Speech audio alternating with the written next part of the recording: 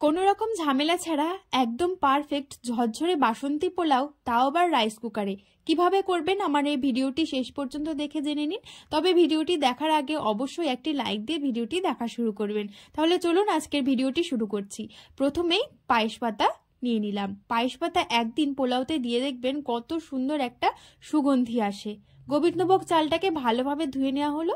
এরপর এর মধ্যে দুটো এলাচ, লবঙ্গ আর দারচিনি দিয়ে এক টুকরো আদাকেও ভালোভাবে গ্রেট করে দিয়ে দেওয়া হলো। দুটো তেজপাতা নেওয়া হয়েছিল, তেজপাতাটাকেও দিয়ে দেওয়া হলো। আর পায়েস পাতাটা ভালোভাবে ধুয়ে সেটাকেও দিয়ে দেওয়া হলো। পরিমাণ মতো দিয়ে দিতে হবে চিনি আর হলুদ গুঁড়ো। সমস্ত কিছুকে একেবারে দিয়ে তারপর মেখে নিতে হবে।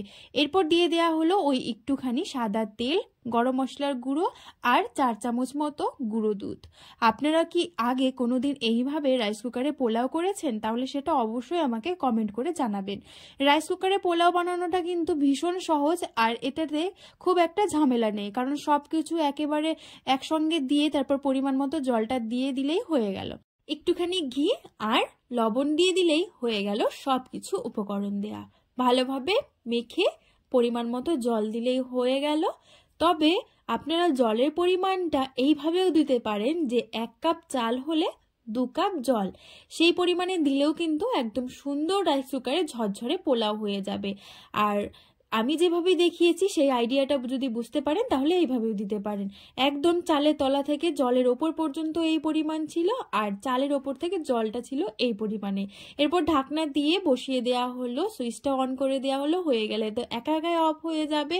ভীষণই ভালো লাগে আমার পোলাও খেতে। দেখতে পাচ্ছেন কত সুন্দর একদম ঝরঝরে পারফেক্ট পোলাও হয়ে গেছে। তারপর আমি কিন্তু মাংসের সঙ্গে ভীষণ দারুণভাবে পোলাওটাকে এনজয় করেছিলাম। আপনারা চাইলেও কিন্তু অবশ্যই এই রেসিপিটা একদিন ট্রাই করে দেখতে পারেন। খুব সহজেই হয়ে যায় রাইস কুকারে পোলাও। তাহলে আজকের ভিডিওটা যদি আপনাদের কিছু ভালো লেগে থাকে তাহলে প্লিজ আমার চ্যানেলটিকে সাবস্ক্রাইব করে আমার পাশে থাকবেন। সকলে অনেক ভালো থাকবেন। ধন্যবাদ।